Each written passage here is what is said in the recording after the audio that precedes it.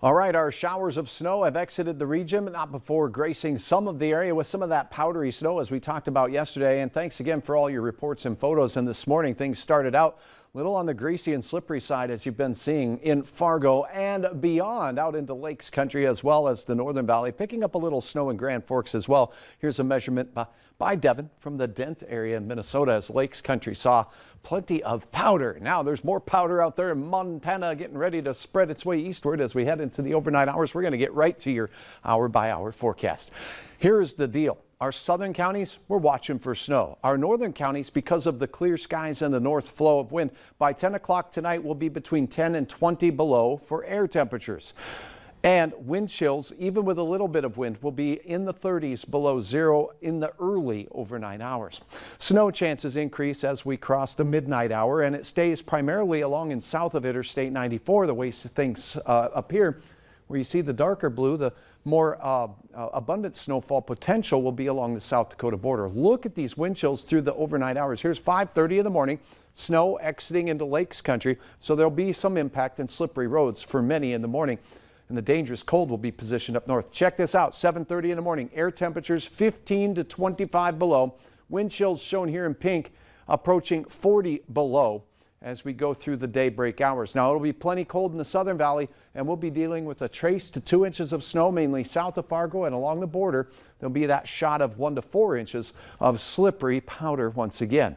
Snow exits clear and cold tomorrow all day long. A brutal morning up north, and it continues into the afternoon with temperatures only approaching zero for many. Wind chills staying in that 15 to 25 below category up north. Single digits to around 15 degrees in Sisseton as opposed to near 30 for some of you out there today. Now, as we take a look at those forecast temperatures in the evening tomorrow, quiet conditions, and it does look like we get a break from any additional snowfall. Snow totals 1 to 4 inches along the border. That extends out into portions of central Minnesota as we go through the mid-morning hours, and then it exits right now.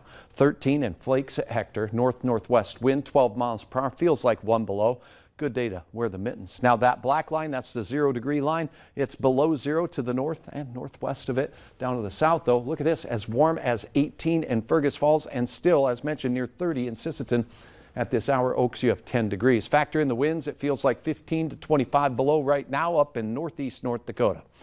A snapshot of your morning outlook. Snow south, 1 to 4 inches along the border. Fargo, I think we'll see a trace to a half of an inch of snow, but still some slippery roads. Wind chills up north approaching 40 below zero near the international border.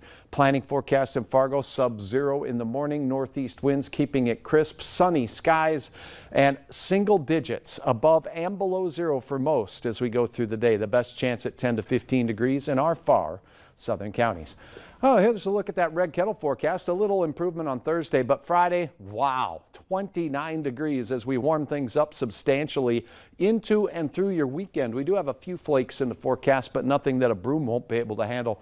Now, we're watching that something that may require a shovel or for some maybe a snow blower into next week, Mike, as we take a look at that chance of snow increasing as those temperatures stay fairly warm. All in all, not too terrible out there for the weekend, and next week we'll keep our eyes on that system for the middle of the week. And with temps right around that freezing mark, we're going to want to be careful with getting around. It might be slippery out there. Indeed. That's been a problem. All right. Thanks, Hutch. Yep.